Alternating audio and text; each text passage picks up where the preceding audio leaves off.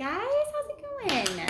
All right, we are going to continue with our book, The Kid in the Red Jacket. Last time, whenever it was, we read the first chapter, okay, and we learned who Howard Jeter is. He's our main character, okay, and he is moving with his family from Arizona to Massachusetts, and that he finds out this information in the first chapter, and he is very upset whenever he finds this information. He says he cried. He doesn't want to, make a big deal about that, but he did cry. He was very upset. There was some yelling involved. He continues in the first chapter to question his parents about why they would do this and why would they not tell him? Why would they not ask him? He's like, you should at least ask my opinion about this thing. We learn he has a little brother. His name is Gaylord. Seems like a strange name for a little one, but whatever. Okay, so we have Gaylord, his younger brother, and he is just feeling very sad and very confused. And he tells us that he's scared about being the new kid at this new school that he's going to be at in Massachusetts. So he's very concerned about that. Okay, so we are going to continue with chapter 2. Oh, I'm sorry. We also learned his two best friends, right? So we have Roger and Thornsberry, and they are friends. They've been friends since they were babies, basically. So we have that. Okay, so let's go with chapter 2. Thanks to Gaylord's screaming, the trip to Massachusetts drove us all crazy. I appreciated the job he did on my parents, but unfortunately I had to listen to him too. For the first 2 days, he was pretty good, but by the time we got to Illinois, Gaylord decided he hated his car seat. He screamed from the minute he was strapped in until he cried himself to sleep. Then when he woke up and found out that he was still in the car seat, he screamed all over again. At lunch, my mother asked the waitress if she wanted to buy a baby. Everyone went, ha ha, but I really think if the waitress could have come up with the cash, Gaylord would still be on the counter at Denny's. Anyway, when it came to my brother's crying, my dad wasn't exactly overflowing with patience. Every few minutes, he'd turn around and yell, "For heaven's sake, Gaylord, would you knock it off?" I'm not kidding. He yelled it about 80 times. I think we were somewhere outside of Chicago when my father finally cracked. He pulled over to the side of the highway and told Gaylord to get out of the car. For a second, my mother and I just sat there looking at my dad like he was nuts. I was pretty relieved when he finally calmed down and started smiling about it. The only one who didn't seem to be bothered by Gaylord's screaming was my basset hound, Bill. He was sleeping in the back of our station wagon and never even woke up. I guess it's understandable though. He was on sleeping pills from the vet. Since Bill gets car sick, it was the only way to get him to Massachusetts without him making a mess. Actually, the whole thing was pretty interesting. My mother would slip him one of the sleeping pills in the morning and he would start getting groggy right away. First, his legs would go limp and then he would collapse before we could get him into the car. One morning, a little kid was watching in the motel parking lot as my father tried to lift Bill into the car. He started running up and down the sidewalk screaming, "Doggy dead! Doggy dead!" I always liked Bill. My mother says, he stinks to high heaven, but it's not because he's dirty. He just has a strong dog odor. Anyone who ever pets him always ends up saying, "Phew." It took us 5.5 days to finally get to Massachusetts. The town of Rosemont, our new home, was about an hour from the state line. Since it was probably going to be a couple of days before the movers arrived with our stuff, Dad had reserved a motel room. Mom carried Gaylord inside and put him down on the bed. Right away, he started kicking his feet and making baby noises. I think he was showing us how cute he was, so no one would kill him for all the crying he did. "Keep an eye on your brother for a few minutes, will you, Howard?" asked Mom. Dad and I have to run to the motel office. You think I would have really minded watching such a brat. But even though Gaylord can get on your nerves sometimes, he's probably as good as you can get for a baby. He's all soft and white, of course, but he doesn't seem to be a sissy baby. His infant seat tilted backward once, and we found him in the living room quietly standing on his head and looking at the ceiling. He can actually even be fun once in a while. Like, sometimes I'll sit him on my lap and watch his head start bobbing around. Once I told my parents we should have named him Bob. After I said it, I laughed for about 2 hours. Finally, my father told me to please shush. As soon as my parents were gone, I sat down next to Gaylord and looked around us. Geez, Gaylord, we're really here. I mean, it actually is happening. We're in a new state, all alone, without any friends. Gaylord rolled over and tried to grab his stuffed walrus. He has 2 favorite stuffed animals, Mr. Walrus and Mr. Giraffe. My mother named both of them. Clever, huh? I'm surprised she didn't name Gaylord Mr. Baby. Gaylord stuffed part of Mr. Walrus in his mouth and rolled back over. No wonder you don't understand how bad this is, I continued. You got to bring your friends with you. Well, what about me? What am I supposed to do without Roger and Thornsberry? Gaylord made a squeaking sound. Oh, sure, I know, I've got you. But let's face it, little fella, you're 2 feet tall and you don't understand English. No offense, but right now you're more like a pet. My mother surprised me by opening the door. Oh, are you two having a nice little chat? She asked cheerfully. Quickly, I jumped up from the bed. I hate it when she sneaks up on me like that. If I'm not careful, she'll catch me doing something nice and think, I'm bouncing back. Just then the phone rang.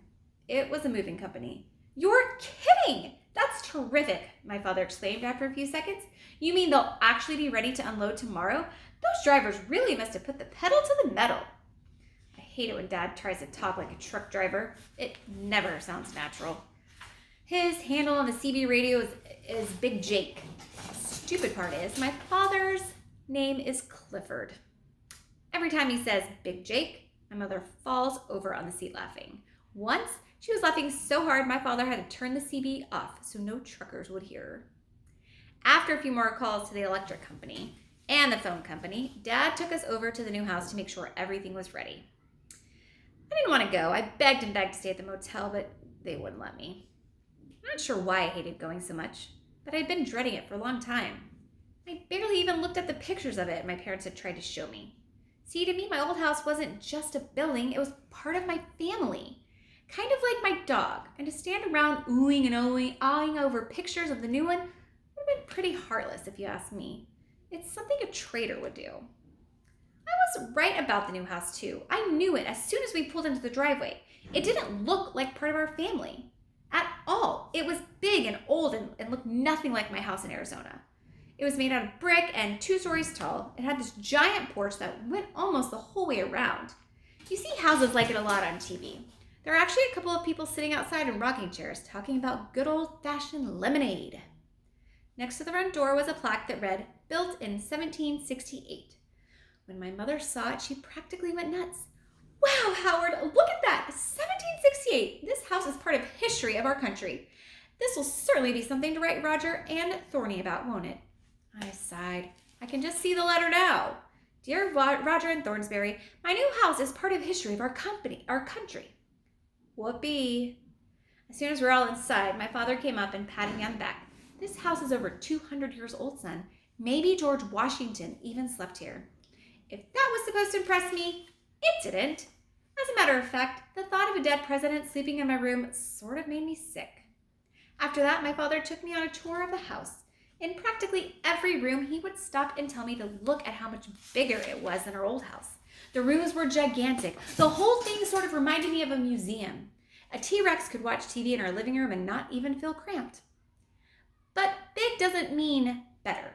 Take my room, for instance. Just because it was big, my father tried to make it seem like the answer to a kid's dreams or something. The school cafeteria big, but I wouldn't want to sleep there. Can you believe the space in here, Howard? Dad went on. It's at least twice the size of your old bedroom, maybe even 3 times. You and your friends could really have some breathing room up here. I don't have any friends, Dad, I replied. When you don't have any friends, they don't breathe much. My father put his arm around me and squeezed gently. You'll make new friends, son. You'll make them. Meanwhile, why don't you just give this place a chance, okay? Why don't you stand here at the window and get to know the neighborhood while Mom and I check out the bathrooms? After he left, I sauntered over to the window and looked out. A huge oak tree nearby, and its branches practically touched the window pane. Looking through them, I could almost see every house on my block. They were all huge, and they all looked every bit as old as mine. Some were brick and some were painted white with green or black shutters. The house on the corner was painted gray and dark red. It reminded me of a gigantic old-fashioned dollhouse. Near the gray house was a sign street. It was pretty far away and the letters were just a blur. Squinting at it, I realized that for the first time in my life, I didn't even know which street I lived on. This probably wouldn't have worried a lot of kids, but it worried me. If you get lost and you don't know the name of your street, you can end up living at a bus station wearing plastic bags. I strained my eyes until I brought the letters into focus. Let's see. Chester Pew. I looked hard, but no more letters came into view. Quickly, I ran to the doorway. Hey, Dad, what's the name of our street? I can see the letters, but I can't pronounce it, I shouted. From somewhere down the hall came his answer. Chester Pew. For a minute, I just stood there, letting it slowly sink in. After that, I panicked. Chester Pew? I shouted. Are you kidding me? I live on a street named Chester Pew. Does anyone know how humiliating this is going to be? What kind of idiot would name a street Chester Pew? My mother stuck her head out a doorway. It's a name, Howard. He was probably one of the town's founding fathers, maybe even a Revolutionary War hero. Oh, that makes it a lot better, I thought angrily. Some old Pewy soldier names a street after himself, and now I have to live on it. Do you know what this is going to do to my future? I shouted back down the hall. I'll never be able to write to Thornsberry, Roger, or anyone. I'll be too embarrassed to include my return address. And don't think they wouldn't laugh at it either. They'd probably fall right over on the floor and never be able to get up. This time no one responded, but knowing they were trying to ignore me only made me yell louder. Well, so much for me ever getting a pen pal. I really wanted a pen pal too. I was thinking about writing some kids in Egypt after I got settled. I don't know why I said that. It just sort of popped into my head. It didn't matter though. No one was listening anyways. I sighed and stationed myself back at the window. That's when I saw her. A little girl was just coming out of the brick house across the street. She was wearing a fireman's hat. I figured that made her around 6 years old. After 6, you usually have too much pride to wear a fireman hat out in public.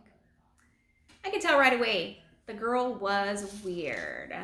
The first thing she did was grab the garden hose and drag it to the sidewalk. Then she stood there and pretended to squirt stuff. The water wasn't even on, but she held the hose with 2 hands and pretended it was so hard to control, just like a real fireman. A man walked by and she pretended to squirt him in the back. He turned around and said something to her and she put the hose down. As soon as he turned the corner, she picked it right back up. I guess by this time she was tired of pretending. That's when she turned on the hose and squirted her cat.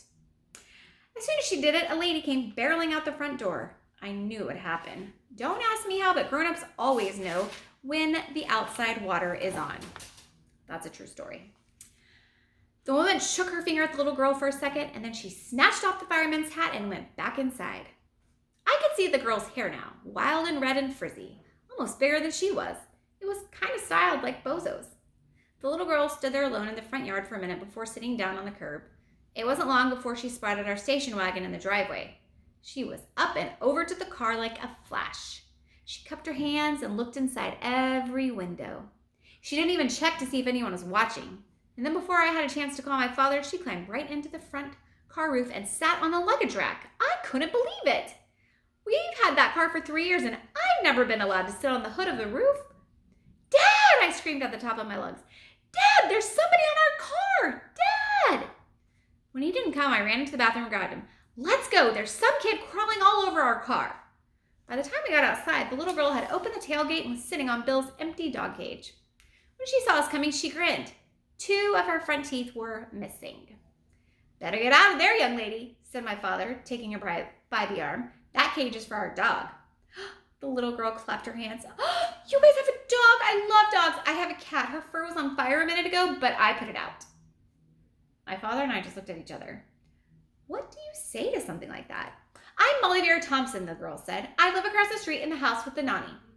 Dad and I looked at each other. The nanny? Dad asked. That's my grandmother, she informed us. I called her my nanny. Dad smiled. Well, we're going to be your new neighbors, Molly Vera Thompson. I'm Mr. Jeter, and this is my son, Howard. Molly's face dropped as she looked me over. It was pretty clear that she was disappointed. You mean you're it? She asked at last. You're the new kid? Pooey. I wanted one that looked like me. For the 3rd time, my father and I stared blankly. Talking to this girl was like being in the Twilight Zone. You wanted a new kid that looked like you? Questioned Dad. Yep. A little girl my same age and my same grade. She paused for a second. She doesn't have to have red hair, though, she said, thoughtfully. How very fair of you, I grumbled. Oh, well, she said, shrugging her shoulders. It doesn't matter. You're better than nothing, at least. What's your name again, boy? Gritting my teeth, I muttered, Howard Jeter. Suddenly, Molly Vera Thompson's face broke into a smile. Hey, I have an idea, Howard Jeeper. Since you're a boy, we can play house and you can be the daddy. I'm not kidding. You could hear me groan all over Chesterpew Street. Whew, he does not seem very happy about this neighbor. Okay, she seems like an interesting character, so I'm curious to see where this is going to go with her. Well, we will see you next time. Okay, hope you guys have a lovely rest of your day. We'll see you next time. Bye. Maybe I got